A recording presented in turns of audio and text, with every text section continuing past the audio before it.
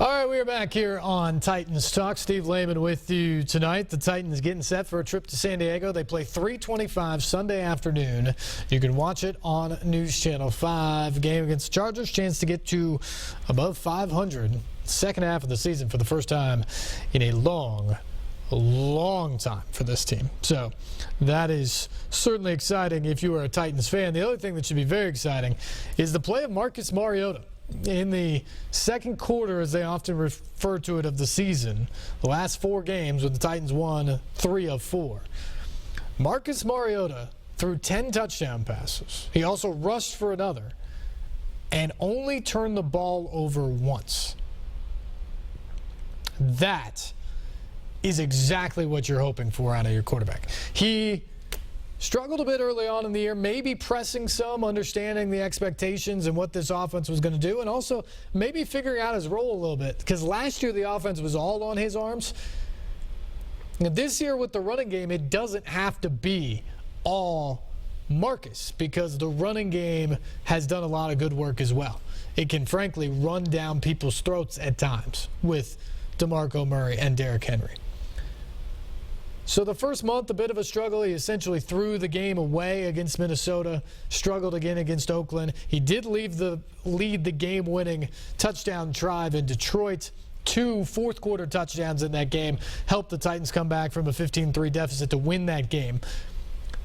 But really, when they went to Miami to start that second quarter of the year a month ago, that's really when his season took off. 3 touchdowns in that game. He ran for another. And since he's been back home, he's been really good. Struggled a little bit in the Indianapolis game, missed some throws he'd like to have back. But look, you're going to miss throws at time in the National Football League. But if you can consistently go months at a time with 10 touchdowns and 1 turnover, you're going to win a lot of football games. And the Titans, who struggled in the turnover category in the first month, much better in the second month of the year. And a lot of that was Marcus Mariota. So here's John Burton and Jonathan Hutton at the smart screen, breaking down the difference between Mariota perhaps pressing in the first month of the year when the Titans are 1-3, and the Mariota that's thrown 10 touchdowns to 1 interception over the last month. Back here at the smart screen with our man Hutton and Jonathan, there's no question that Marcus Mariota is the Titans franchise quarterback.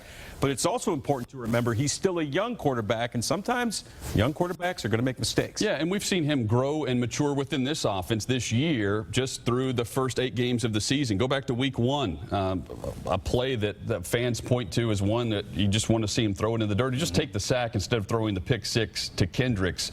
A nightmarish game in that third quarter for number 8, and a momentum-changing play where if he just lives to fight another down, the Titans keep the football. Another example, Marcus rolling to his left, had room to run, and instead of following his receiver, he decides to throw it to the outside. Delaney sat down and was wide open, and at Houston, he could have either ran for the first down or watched his receiver and put the ball on the money. He didn't do that. But one of the things you got to like about Mariota, the guy doesn't get rattled. He's a lot like Eli Manning. He doesn't let mistakes bother him, and more often than not, he comes up with a big play. And you're going to see the route develop here for Kendall Wright this past Thursday night.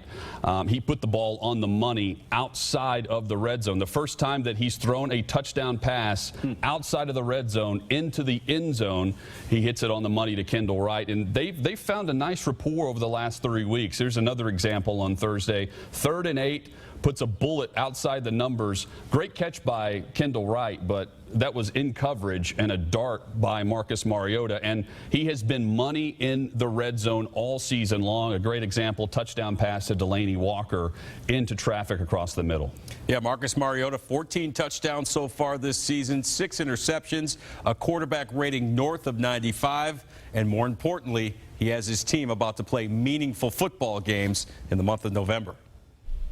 That just sounds good when you guys say that. Thank you, John. Thank you, Jonathan. Good stuff there on the QB, Marcus Mariota.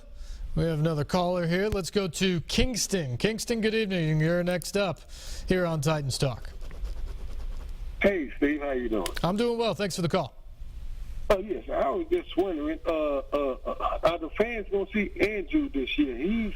He's another, great running back that we haven't seen in these 8 games. Do you think we're gonna see him before the season ends? I don't think you're going to see him probably get many, if any, carries in the backfield, barring injury to either Murray or Henry, just because when you think about it, you've got 25, maybe 30 carries to go around in the course of a game, and both of these guys have shown the aptitude to get better as the game goes along, the more carries they get. So I think when you're talking 25 or 30 carries, they're going to get split between Murray and Henry. But where Andrews always makes his presence felt is in special teams. He's a key special teams contributor for this team, and they like him as a running back. So if an injury happens, I think you'll see him get thrown in there and get a few carries. But right now, I mean, they're struggling to get enough balls in the hand of Henry, who we saw how good he can be when he got some extended time last week in that blowout game. I don't see them giving a third back into the mix unless there is an injury. Oh, okay. So, anything else, Kingston? Oh, no, that was great. That's what I want to hear, because he's one of my favorite running backs, man. I love to see him run, man. I just maybe thought they'll put him in the mix just in case that, one of the other running backs ain't doing too good, like Henry. Maybe Murray one, doing too good, and everybody focusing on them two, and then, you put Andrews in there, and, that somebody they know ain't getting too many snaps, it might, Sure.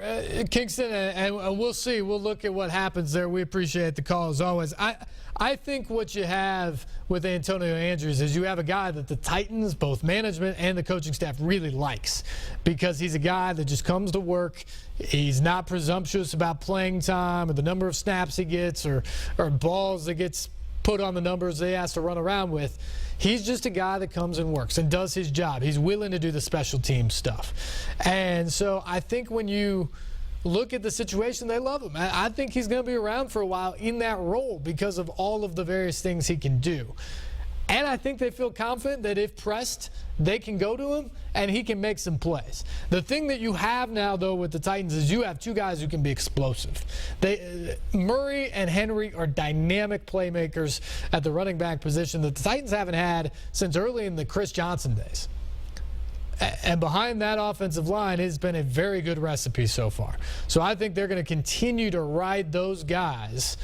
But I think Antonio Andrews has a home here for a while, because he's proven that he can be a dependable back when needs be.